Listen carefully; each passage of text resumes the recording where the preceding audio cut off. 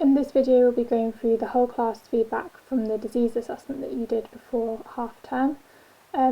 So we'll be looking in this video at painkillers versus antibiotics and also the 4 and 6 mark questions, which were the main struggle for us in this assessment. Okay, so to start with we're going to look at painkillers versus antibiotics. So painkillers, they're chemicals which have been designed in order to relieve symptoms of your illness.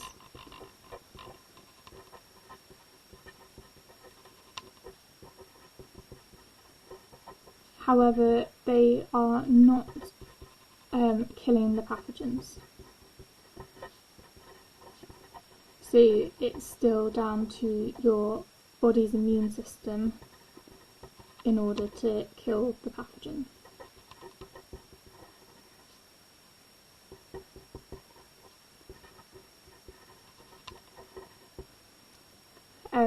So the painkillers are used to treat your symptoms whilst your immune system is fighting off the pathogen.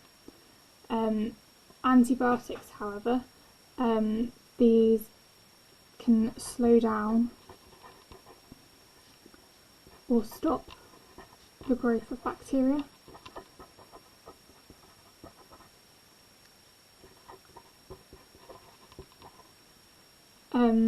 And they can be used to cure the disease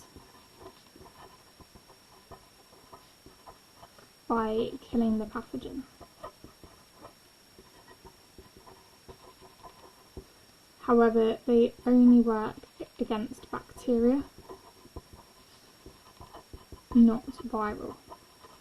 And in order to think about why it's only bacteria and not viral infections that antibiotics are used for, we can think about how bacteria and viruses actually make us feel ill.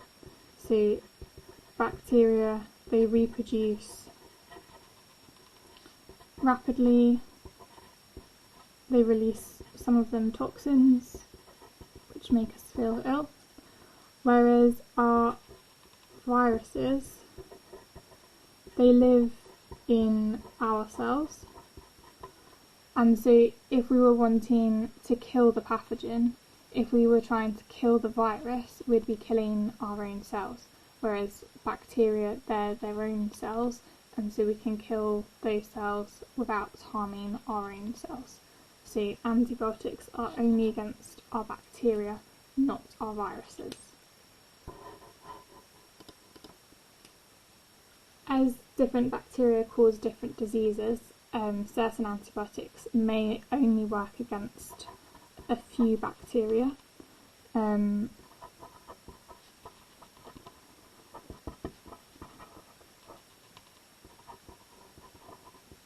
or a few types.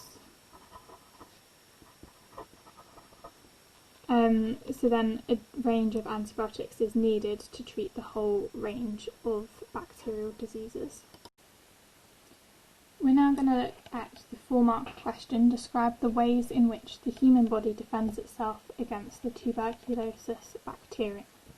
So our command word here is describe, and this means we need to accurately recall facts in detail. It's got plural ways, so here we're going to be looking for both the action of our white blood cells, our immune system, and our non-specific defences, such as our skin, scabs, etc. So we could start off by looking at our immune system. So our white blood cells destroy the bacteria if infected.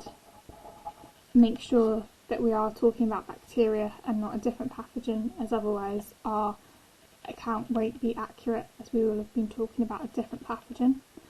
And we can make sure that we're including detail about this by saying how the white blood cells destroy the bacteria.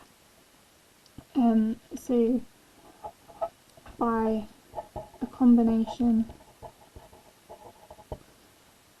of phagocytosis, production of antibodies,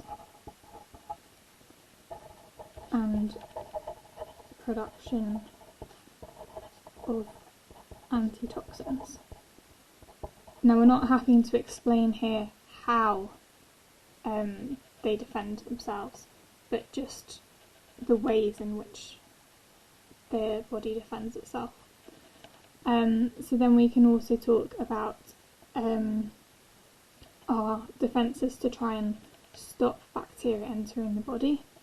So skin is a physical barrier.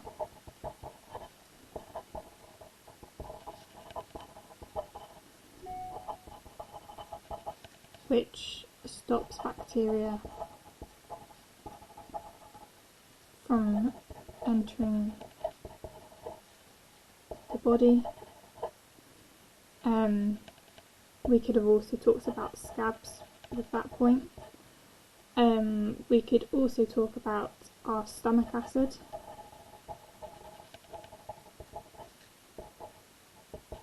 Kills bacteria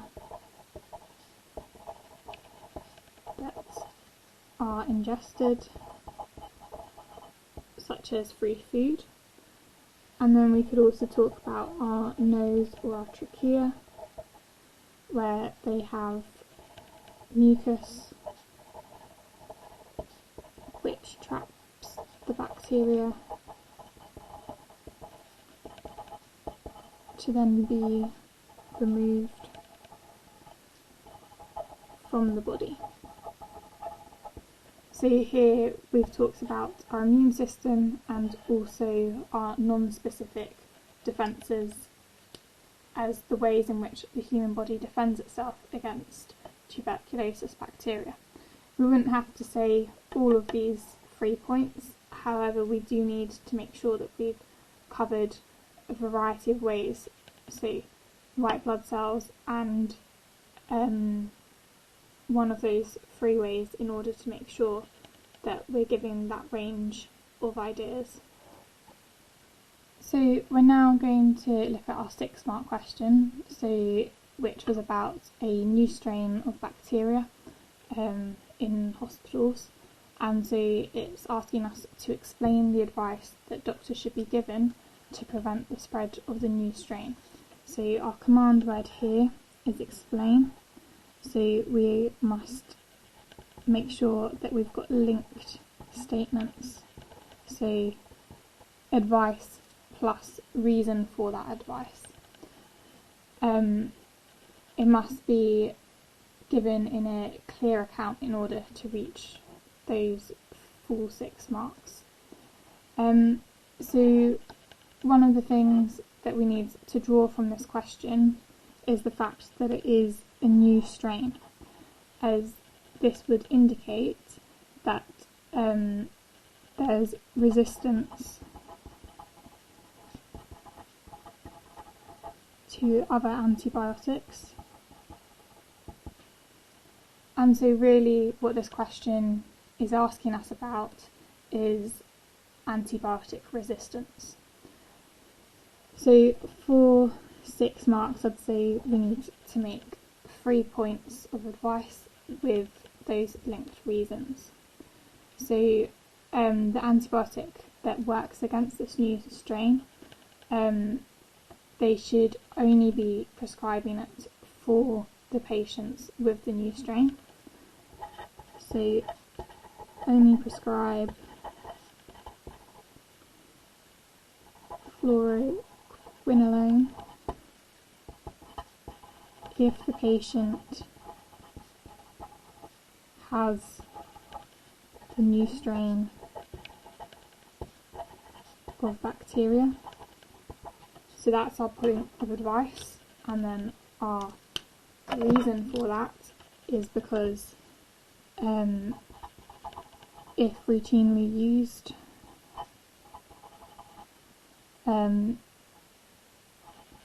it would lead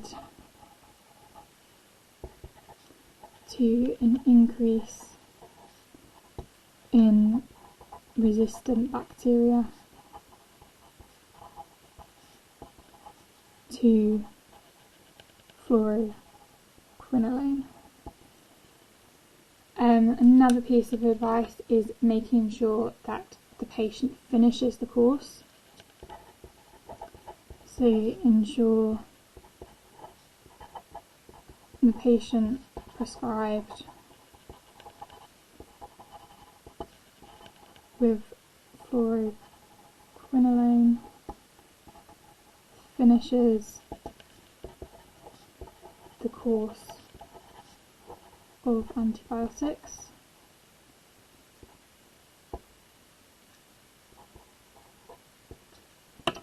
And this is to ensure that there are no bacteria left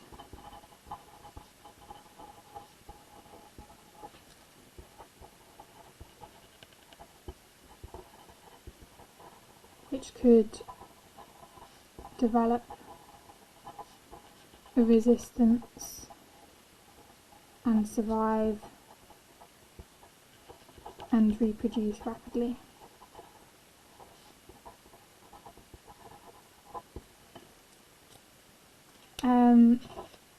We should also only be prescribing it for patients with the new strain. It shouldn't be for mild infections, as we can allow our body's immune system to tackle that. But also we shouldn't be prescribing it for viruses, as we talked about earlier. Antibiotics don't kill viruses, and so it would be ineffective. But my third point is going to be, do not prescribe for mild infections.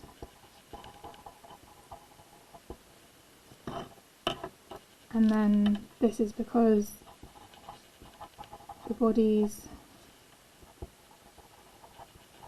immune system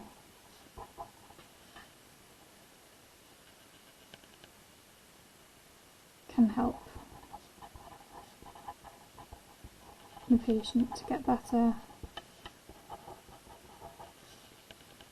without the need for antibiotics.